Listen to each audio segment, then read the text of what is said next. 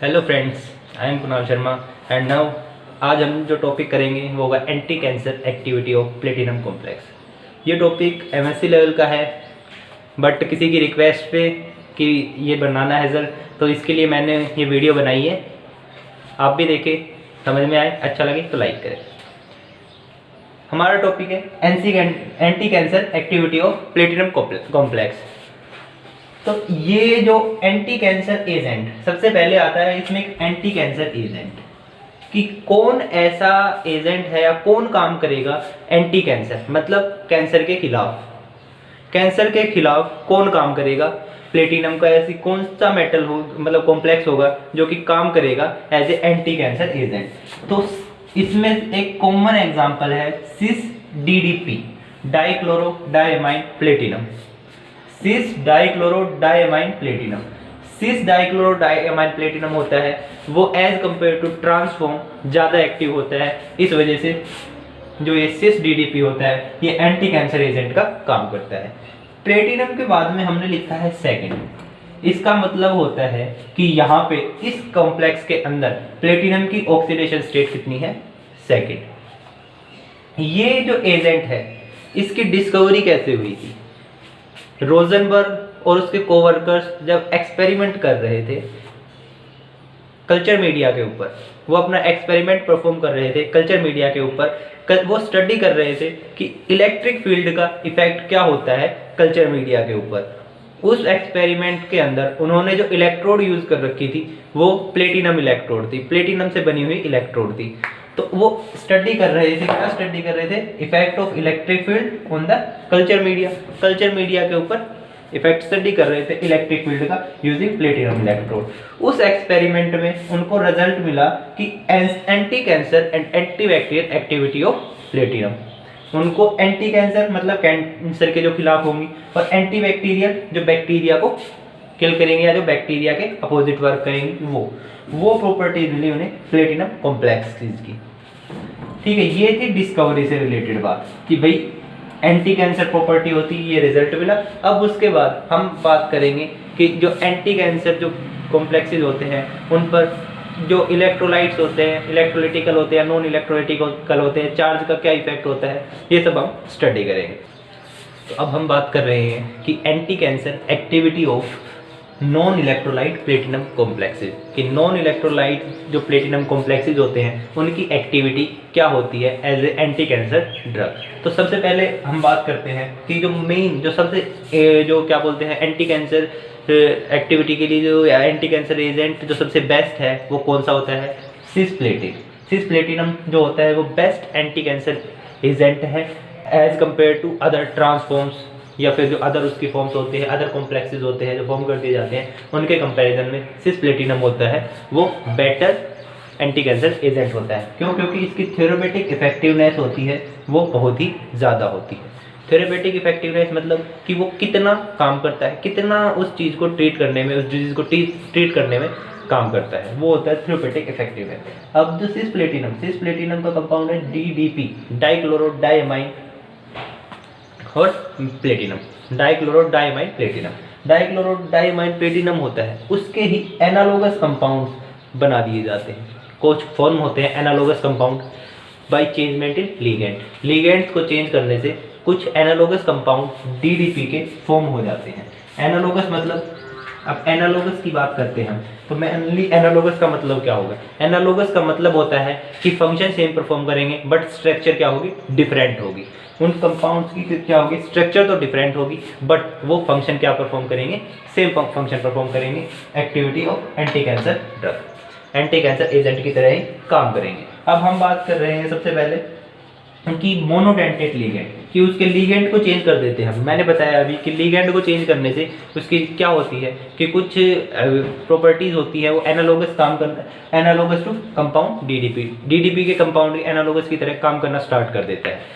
अब इसमें हम लीगेंड को चेंज करेंगे तो लीगेंड भी कौन से चेंज करेंगे? या तो मोनोडेंटेट लीगेंड चेंज करेंगे या बाइडेंटेट लीगेंड चेंज करेंगे। अब सिसप्लेटिनम एक कंपाउंड है, मान लो ये कोई कंपाउंड है, सपोज करो कि सिस प्लेटिनम NH3 ट्वाइस X2, ये एक कंपाउंड है, कोऑर्डिनेशन कंपाउंड, और एक ये है प्लेटिनम EnX2 कॉम्प्लेक्स है ये दोनों कॉम्प्लेक्सेस हैं, इनमें ये जो X है,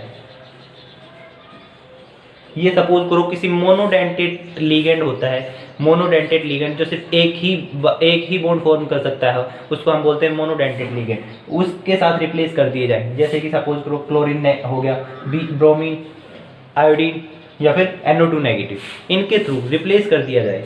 अगर यहाँ पे हम इसकी जगह X2 की जगह Cl2 डाल दें, X2 की जगह Cl2 डाल दें, देन क्या होगा कि ये रिप्लेस कर दिया गया। तो इस तरीके से क्या होगा कि उनकी एक्टिविटी होती है वो चेंज होती जाती है। जैसे जैसे मोनोडेंटेड लिगेंड, वही Cl नेगेटिव डाल दें, Br नेगेटिव डाल दें, I नेगेटिव डाल दें, NO2 नेगेटिव डाल दें, इसके साथ एक्टिविटी क्या होगी कि जो प्लेटिनम कॉम्प्लेक्सेस होते हैं उनकी चेंज होती जाती है। इनकी एक्टिविटी ऑर्डर कि भाई क्लोरीन डालने से कितनी एक्टिविटी होगी, ब्रोमीन डालने से क्या एक्टिविटी होगी, वो जो एक्टिविटी ऑर्डर होता है वो इसके थ्रू हम मेजर करते हैं। एक्टिविटी ऑर्डर होता है वो क्लोरीन का सबसे ज़्यादा होता है, ब्रोमीन का उससे कम होता है, और NO2 नेगेटिव का थर्ड नंबर पे आता है, वाई I नेगेटिव का सबसे कम एक्टिविटी होती है या सबसे कम एक्टिविटी होते हैं, ऑर्डर होता है।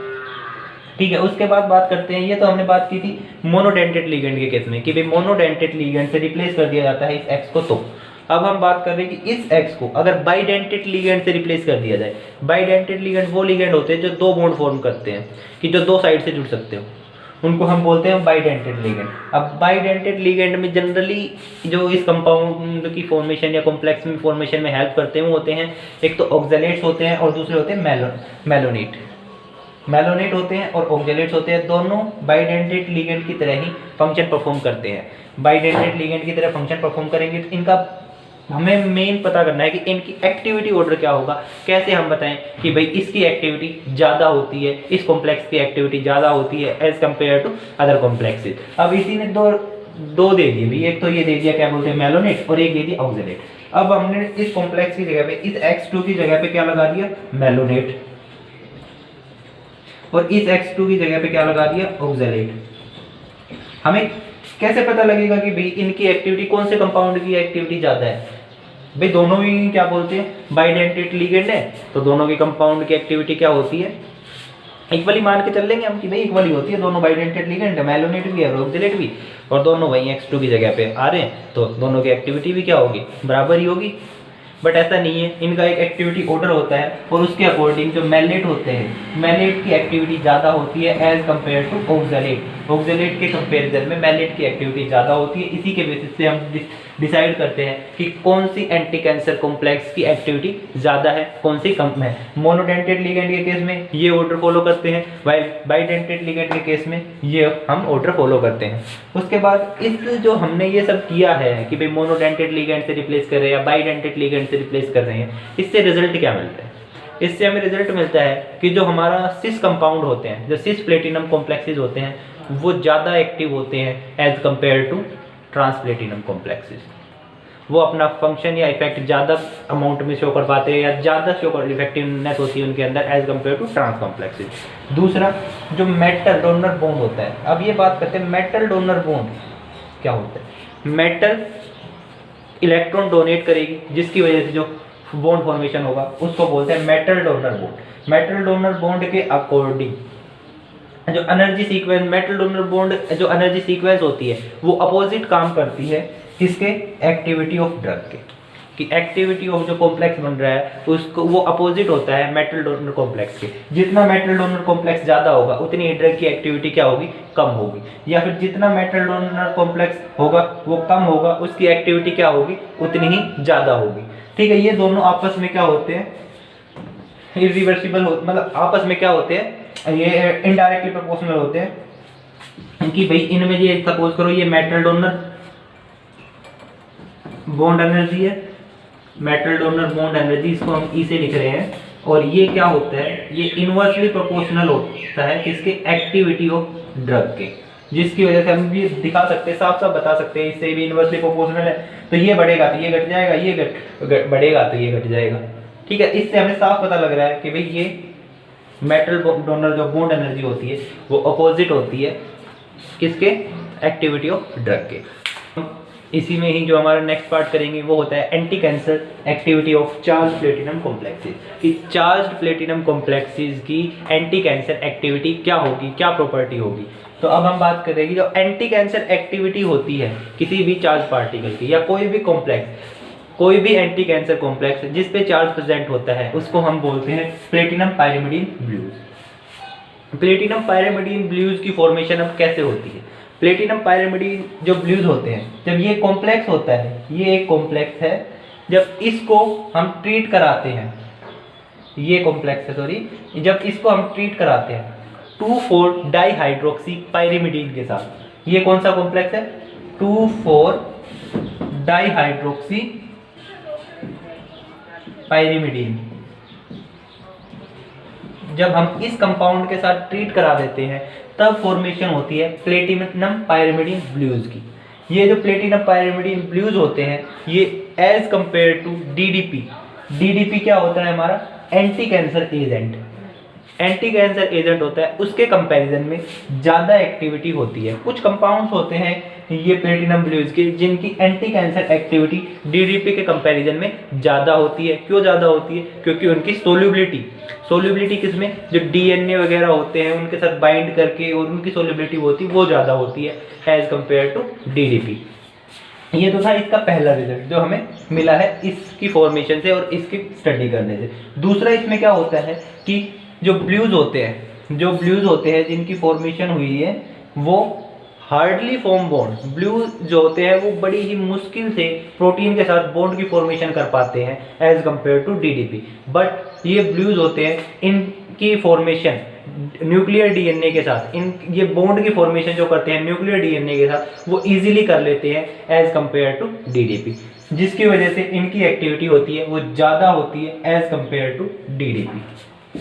ठीक है, क्या होता है? Blues can hardly form bond with protein but form strong bond with nuclear DNA. Nuclear DNA के साथ ये स्ट्रॉन्ग बॉन्ड की फॉर्मेशन करते हैं, जबकि प्रोटीन्स के साथ ये बड़ी ही मुश्किल से बॉन्ड बना पाते हैं, जिसकी वजह से इनकी जो एक्टिविटी होती है वो ज़्यादा होती है। कुछ कंपाउंड्स की एक्टिविटी होती है वो ज़्यादा होती है as compare to DDP, dichloro diamine platinum complex, जो कि एक एंटी कैंसर एजेंट होता है। अब हम स्टडी करेंगे कि जो प्लेटिनम 4 कॉम्प्लेक्सेस होते हैं, मतलब वो कॉम्प्लेक्सेस जिसमें प्लेटिनम की ऑक्सीडेशन स्टेट होती है वो 4 होती है, उनकी एंटी कैंसर प्रॉपर्टी वो कैसे शो करते हैं, वो कैसे अपनी एक्टिविटी दिखाते हैं एज ए एंटी कैंसर। तो सबसे पहले इसमें 2 केस हम स्टडी करेंगे। सबसे पहले आता है केस 1। केस 1 में क्या होता है कि जो प्लेटिनम 4 कॉम्प्लेक्सेस होते हैं वो रिड्यूस्ड हो जाते हैं प्लेटिनम सेकेंड में। मतलब जो प्लेटिनम 4 कॉम्प्लेक्सेस हैं वो कॉम्प्लेक्सेस जिनकी यहाँ पे ऑक्सीडेशन स्टेट 4 है वो रिड्यूस्ड हो जाएंगे किसमें? प्लेटिनम सेकंड में। प्लेटिनम सेकंड में रिड्यूस हो जाएंगे, जो कि ज़्यादा एक्टिव होता है as compare to platinum 4 complexes और अदर प्लेटिनम कॉम्प्लेक्सेस। ठीक है, रिड्यूस हो जाएंगे, किस में रिड्यूस होंगे? बायोलॉजिकल मीडियम में।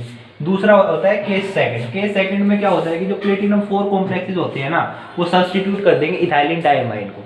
फॉर एग्जाम्पल सच हम ये ले सकते हैं कि ये कोई कॉम्प्लेक्सेस है प्लेटिनम ACl4, जो यहाँ पे A है वो रिप्लेस कर दिया जाता है इस कॉम्प्लेक्स के थ्रू। जनरली यही कॉम्प्लेक्स होता है, बाकी अदर और भी कॉम्प्लेक्स होते हैं जो रिप्लेस कर सकते हैं एक ही जगह पे, बट हम जनरली यही कॉम्प्लेक्स लेके चलते हैं Me2NCH2 का ट्वाइस NHMe2। ये जो कॉम्प्लेक्स होता है ये इस A को रिप्लेस कर देता है, मतलब इस A की जगह पे आता है। ये होता है, ये A होता है, ये कॉम्प्लेक्स को रिप्रेजेंट करता है, इस कॉम्प्लेक्स को रिप्रेजेंट करता है। जब इस कॉम्प्लेक्स की फॉर्मेशन होती है तो ये कॉम्प्लेक्स होता है ये ज़्यादा एक्टिव होता है as compare to platinum second complexes. ये जो प्लेटिनम 4, इसमें क्या होता है, इस कॉम्प्लेक्सेस के अंदर प्लेटिनम की जो ऑक्सीडेशन स्टेट है वो 4 होती है वो, और बाकी जो कॉम्प्लेक्सेस होते हैं उनमें लगभग प्लेटिनम की जो ऑक्सीडेशन स्टेट होती है वो होती है सेकंड। तो ये जो कॉम्प्लेक्स होता है जो इसकी वजह से फॉर्म होता है ये ज़्यादा एक्टिव होता है as compare to other complexes के कंपेरिजन में, जिनकी जो होती है वो ऑक्सीडेशन स्टेट होती है वो सेकंड होती है। अब बात करते हैं कि जो प्लेटिनम हम यूज़ कर रहे हैं एज ए एंटी कैंसर भाई एजेंट या एंटी कैंसर ड्रग हम प्लेटिनम यूज़ कर रहे हैं, तो उस प्लेटिनम का कोई साइड इफेक्ट भी होगा बॉडी के अंदर? कोई ऐसी बात तो है नहीं कि कोई भी हम ड्रग लेते हैं उसका कोई साइड इफेक्ट नहीं होता है। हर ड्रग का कोई ना कोई साइड इफेक्ट होता है। अब हम बात कर रहे हैं प्लेटिनम की, तो प्लेटिनम का भी टॉक्सिक इफेक्ट हम स्टडी करेंगे यहाँ पे कि कि टॉक्सिक इफेक्ट होता है वो प्लेटिनम का क्या होता है। तो सबसे पहला जो टॉक्सिक इफेक्ट होता है प्लेटिनम का वो होता है किडनी डिसऑर्डर, कि वो किडनी में डैमेज कोज कर देगा। किडनी में डैमेज कैसे कोज करेगा, जो प्लेटिनम होता है वो किडनी को डैमेज कर देगा। किडनी को जब डैमेज करेगा तो क्या होगा कि जो किडनी क्या काम करती है, मेनली ब्लड को फिल्टर करने का काम करती है, तो वो ब्लड का फिल्ट्रेशन जो होता है वो स्लो हो जाएगा। जब ब्लड का फिल्ट्रेशन स्लो हो जाएगा तो ब्लड में किसकी अमाउंट ज़्यादा हो जाएगी, यूरिया की अमाउंट ज़्यादा हो जाएगी, जिसकी वजह से क्या होगा कि किडनी फंक्शन परफॉर्म करना अपना कम कर देगी। दूसरा, वोमिटिंग कोज कर देगा, कि वो जब ज़्यादा अमाउंट में, एक्सेस अमाउंट में प्लेटिनम हो जाएगा बॉडी के अंदर तो उसकी वजह से वोमिटिंग हो जाएगी। अब जब इस टॉक्सिक डिसऑर्डर को, ये जो टॉक्सिसिटी ये कोज कर रहा है, इसको ट्रीट करने के लिए क्या किया जाए कि ये ठीक हो जाए। अब इसको ट्रीट करने के लिए एक्सेसिव हाइड्रेशन, ज़्यादा से ज़्यादा अमाउंट में हाइड्रेशन हो, या फिर ये एक ड्रग होती है मैनिटोल डायूरेटिक्स, ये जो ड्रग्स होती है इनको यूज़ किया जाए। ये ड्रग्स, इनका ड्रग्स का मेन काम होता है कि जो रीअब्जॉर्प्शन होता है फ्लूइड्स का या फिर NaCl का, वो उसको रिड्यूस कर देती है। These drugs are used to reduce the reabsorption of NaCl and fluids. जो फ्लूइड्स होते हैं NaCl होते हैं जिनका रीअब्जॉर्प्शन हो जाता है उसको रिड्यूस कर देती है, जिसकी वजह से क्या होता है किडनी का फंक्शन होता है सही हो पाता है और टॉक्सिसिटी डिसऑर्डर्स होते हैं वो कम हो जाते हैं। या फिर हम एक्सेसिव हाइड्रेशन करा देंगे कि ज़्यादा अमाउंट में वाटर लॉस होगा, जिसकी वजह से क्या होगा, वाटर मतलब ज़्यादा अमाउंट में हाइड्रेशन होगा, तो उसकी वजह से क्या होगा कि टॉक्सिक इफेक्ट जो होता है प्लेटिनम का वो ट्रीट किया जा सकता है। ये तो था प्लेटिनम के बारे में कि प्लेटिनम के कौन से कॉम्प्लेक्सेस कितने ज़्यादा एक्टिव होते हैं, कौन से स्टेट में प्लेटिनम होता है वो ज़्यादा एक्टिव होता है as compare to other state, other complexes, या फिर इसका तो प्लेटिनम का जो टॉक्सिक होता है वो टॉक्सिसिटी कैसे होती है और वो टॉक्सिसिटी ट्रीट कैसे की जाती है। अब हम बात करने वाले हैं कि मैकेनिज्म क्या होता है प्लेटिनम कॉम्प्लेक्सेस का as a anti cancer agent, कि एंटी कैंसर एजेंट के रूप में जो प्लेटिनम कॉम्प्लेक्सेस होते हैं उनका मैकेनिज्म क्या होता है। अब हम बात कर रहे हैं mechanism of anti cancer activity of platinum complexes. तो प्लेटिनम कॉम्प्लेक्सेस जनरली जो हमारा जो ट्यूमर सेल्स होती हैं उनका जो DNA होता है उसके साथ बाइंड करके अपना इफेक्ट शो करते हैं, कि उसके साथ बाइंड करेंगे और फिर उसको डैमेज करेंगे, डिस्ट्रॉय करेंगे ताकि वो ट्रीट कर सके उसको। तो ये DNA के साथ बाइंड करके, जो DNA होता है ट्यूमर सेल का, उसके साथ बाइंड करके अपना इफेक्ट शो करते हैं। बट जो प्लेटिनम कॉम्प्लेक्सेस होते हैं वो undergo nucleophilic substitution reaction by n containing nitrogen containing DNA bases. जो प्लेटिनम कॉम्प्लेक्सेस होते हैं वो सब्स्टिट्यूशन रिएक्शन शो करते हैं, न्यूक्लियोफिलिक सब्स्टिट्यूशन रिएक्शन शो करते हैं। किसके साथ शो करेंगे, जो नाइट्रोजन कंटेनिंग DNA बेसिस होंगे उनके साथ शो करेंगे। इसमें जो प्लेटिनम कॉम्प्लेक्सेस होते हैं वो न्यूक्लियोफिलिक सब्स्टिट्यूशन मतलब क्या होगा कि न्यूक्लियोफाइल, एक न्यूक्लियोफाइल दूसरे न्यूक्लियोफाइल को क्या करेगा, सब्स्टिट्यूट करेगा, उसकी जगह ले लेगा। जैसे कि सपोज करो ये एक बंदा है, उसके पास हमने उसमें ये 1 को ऐड करना है, ये 2 पॉइंट्स है, हमने उसमें 1 को ऐड करना है, तो क्या करेगा कि ये जो पॉइंट है ये 1 है, ये इसको रिप्लेस कर देगा और इसकी जगह पे ये आ जाएगा और प्लस ये साथ निकल जाएगा। तो ऐसे ही क्या होगा कि एक की जगह इसमें भी दूसरा ले रहा है तो इसमें भी क्या होगा, एक न्यूक्लियोफाइल की जगह दूसरा न्यूक्लियोफाइल ले लेगा। ये नाइट्रोजन कंटेनिंग जो DNA बेसिस होते हैं जनरली उसी के अंदर होती है। अब जब प्लेटिनम कॉम्प्लेक्सेस होते हैं उनकी काइनेटिक और थर्मोडायनेमिक प्रॉपर्टीज होती है वो चेंज नहीं होती हैं जब तक वो DNA के पास, जो ट्यूमर सेल्स का DNA होता है उसके पास पहुंच नहीं जाता है, तब तक उसकी क्या होगी, काइनेटिक और थेरेपेटिक प्रॉपर्टीज होती है वो चेंज नहीं होती है। जब वो फ्लूइड के अंदर पहुंचता है, जब वो फ्लूइड के अंदर पहुंचेगा तो उस टाइम पे इंट्रासेलुलर फ्लूइड के अंदर पहुंचेगा, सेल के फ्लूइड के अंदर पहुंचेगा, तो जो प्लेटिनम कॉम्प्लेक्सेस होते हैं उनमें रिएक्शंस होती है हाइड्रोलिसिस रिएक्शन जब होगी फ्लूइड के अंदर। अब इस फ्लूइड के अंदर ही हाइड्रोलिसिस रिएक्शन क्यों होती है, क्योंकि यहाँ पे क्लोरीन की अमाउंट होती है वो ज़्यादा होती है, जिसकी वजह से यहाँ पे हाइड्रोलिसिस रिएक्शंस होती हैं। जो ये कॉम्प्लेक्सेस है, हाइड्रोलिसिस रिएक्शन में ये कॉम्प्लेक्स होता है, ये क्या होता है, इस कॉम्प्लेक्स में कन्वर्ट हो जाता है, +2Cl नेगेटिव आयंस जो होते हैं वो बाहर निकलते हैं, 2 क्लोराइड नेगेटिव आयन होंगे वो बाहर निकलेंगे और ये रिएक्शन होगी, हाइड्रोलिसिस रिएक्शन होती है जो कि प्लेटिनम कॉम्प्लेक्सेस की। जब मैंने सबसे पहले बताया था कि जो प्लेटिनम कॉम्प्लेक्सेस होते हैं वो DNA के साथ बाइंड करके अपना इफेक्ट शो करते हैं, अपनी एंटी कैंसर प्रॉपर्टी शो करते हैं। अब वो DNA के साथ बाइंड कर रहे हैं तो DNA में कहाँ बाइंड करेंगे, जनरली प्लेटिनम कॉम्प्लेक्सेस होते हैं वो DNA में जो न्यूक्लियोटाइड बेसिस होते हैं उनके साथ बाइंड करते हैं। DNA में 2 तरीके के न्यूक्लियोटाइड बेसिस होते हैं, या तो प्यूरीन होगा या पायरिमिडीन होगा। प्यूरिन होते हैं वो होते हैं एडेनाइन और ग्वानाइन, पायरिमिडीन होते हैं वो होते हैं साइटोसिन, थायमिन एंड यूरासिल। तो इनमें से भी जो प्यूरिन होता है उसमें जो ग्वानाइन होता है उसके साथ बाइंड करता है प्लेटिनम कॉम्प्लेक्सेस, या फिर जो पायरिमिडीन होता है उसके साइटोसिन के साथ बाइंड करता है प्लेटिनम कॉम्प्लेक्सेस। डीएनए के अंदर सिर्फ साइटोसिन और थायमिन प्रेजेंट होता है, while in case of RNA ये जो पायरिमिडीन होता है वो उसमें जो थायमिन होता है वो रिप्लेस कर दिया जाता है यूरासिल। यूरासिल प्रेजेंट होता है इन केस ऑफ इनमें से एक की जगह यूरासिल प्रेजेंट होता है। ठीक है, अब हम बात कर रहे थे यहाँ पे प्यूरिन और पायरिमिडीन बेस की। अब ये बाइंड कैसे होते हैं, डीएनए जो कॉम्प्लेक्सेस होते हैं उनके साथ बाइंड कैसे होते हैं, कैसे क्या अपना इफेक्ट शो करेंगे, कैसे बाइंड होंगे, वो सब डिफरेंट थ्योरीज आई हैं उनके बेसिस पे कि भाई ये नाइट्रोजन जो 7th होता है उसके साथ बाइंड होते हैं, 3rd के साथ बाइंड होते हैं, तो वो सब हम स्टडी करते हैं एक एक कर। अब हम बात कर रहे थे बाइंडिंग ऑफ डीएनए की, डीएनए के साथ जो बाइंड होता है वो प्लेटिनम कॉम्प्लेक्स कैसे बाइंड होता है। तो सबसे पहले हम यहाँ पे देखेंगे कि जो डीएनए के साथ बाइंड होता है वो मैंने बताया था कि डीएनए के जो न्यूक्लियोटाइड बेसिस होते हैं उनके साथ बाइंड होता है, या आइदर ग्वानाइन के साथ बाइंड होगा या फिर साइटोसिन के साथ बाइंड होगा।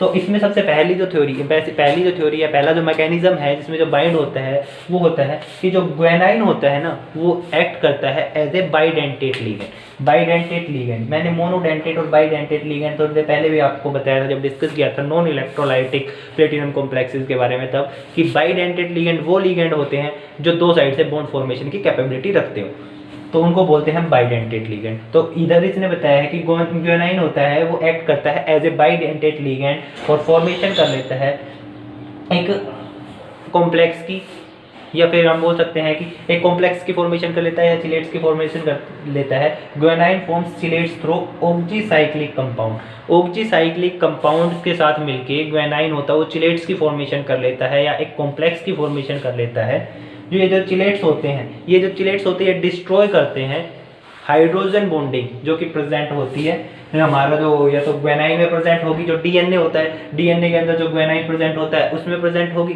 या फिर जो NH2 ग्रुप होता है साइटोसिन वो जो पायरिमिडीन बेस होता है हमारा डीएनए का उसके अंदर जो प्रेजेंट होता है उसकी जो हाइड्रोजन बॉन्डिंग होती है उसको ब्रेक कर देगी। तो मेनली जो प्लेटिनम कॉम्प्लेक्सेस हैं उनका काम क्या होता है, हाइड्रोजन बॉन्डिंग जो प्रेजेंट है डीएनए के अंदर उसको ब्रेक करना, जिसकी वजह से वो डिजीज को ट्रीट कर सके, अपनी एक्टिविटी शो कर सके।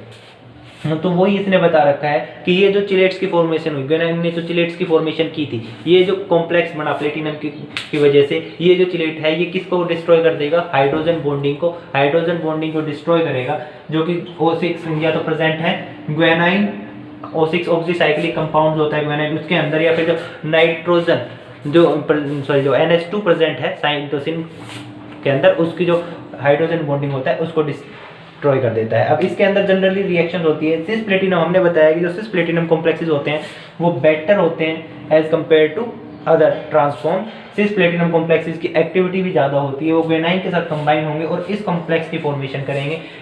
ये जो कॉम्प्लेक्स होता है ये हाइड्रोजन बॉन्डिंग को ब्रेक कर देता है, ये ब्रेक करेगा हाइड्रोजन बॉन्डिंग को, जिसकी वजह से वो फंक्शन परफॉर्म करेगा अपना। उसके बाद जो अगली थ्योरी हमारी आती है वो होती है जिसमें ग्वानाइन होता है वो एक्ट करेगा एज ए यूनिडेंटेट लिगेंड। पहले वाले में कैसे एक्ट कर रहा था, बाइडेंटेट लिगेंड, नीचे वाले में एक्ट कर रहा है जो दूसरी थ्योरी इसमें एक्ट कर रहा है यूनिडेंटेट लिगेंड की तरह, जिसमें क्या होगा कि जो ग्वानाइन होता है वो फॉर्म कर लेता है intracellular cross linking, intracellular cross linking की फॉर्मेशन कर लेता है, जिसकी वजह से किसके साथ, अब ये इंट्रासेलुलर जो क्रॉस लिंकिंग की फॉर्मेशन कर रहा है वो किसके साथ कर रहा है, प्लेटिनम कॉम्प्लेक्सेस के साथ। जो प्लेटिनम कॉम्प्लेक्सेस जो जनरली कौन से होते हैं ये हम मान के चल रहे हैं कि ये सिस प्लेटिनम कॉम्प्लेक्सेस होते हैं, इनके साथ इंट्रासेलुलर क्रॉस लिंकिंग की फॉर्मेशन कर रहा है। किस पोजीशन पे कर रहा है, ये जो सिस पोजीशन है उसके ऊपर कर रहा है। अभी इसमें क्या होगा कि जो दो ग्वानाइन मॉलिक्यूल्स होते हैं वो जो सिस पोजीशन पे आ जाएंगे तो या तो एडजेसेंट होंगे या फिर सेपरेट कर दिए जाएंगे साइटोसिन के थ्रू सेपरेट कर दिए जाएंगे, जिसकी वजह से जो फॉर्मेशन ऑफ कॉम्प्लेक्सेस होगी, जिस कॉम्प्लेक्स की फॉर्मेशन हुई है उस कॉम्प्लेक्स के अंदर कैपेसिटी होगी या कैपेबिलिटी होगी ब्रेक करने की हाइड्रोजन बॉन्डिंग को, वो भी हाइड्रोजन बॉन्डिंग को ब्रेक कर देगा और जिसकी वजह से वो अपना फंक्शन परफॉर्म कर सकेंगे। तो ये था हमारा जो anti cancer activity of platinum complexes थी। आज हमने पढ़ेगी anti cancer activity platinum complexes की कैसे होती है। प्लेटिनम सेकंड अपना प्लेटिनम जिसकी ऑक्सीजन जैसे स्टेट सेकंड होती है वो अपना फंक्शन कैसे परफॉर्म करता है, एक्टिविटी क्या होती है, प्लेटिनम 4 जो होते हैं प्लेटिनम एक्टिविटी जो सॉरी प्लेटिनम वो जिनकी ऑक्सीडेशन स्टेट 4 होती है वो अपना फंक्शन कैसे परफॉर्म करते हैं, और मैकेनिज्म क्या होता है, डिफरेंट मैकेनिज्म, बाइंडिंग जो डीएनए के साथ होती है प्लेटिनम वो कैसे बाइंड करते हैं, वो सब आज हमने स्टडी किए हैं। Thank you.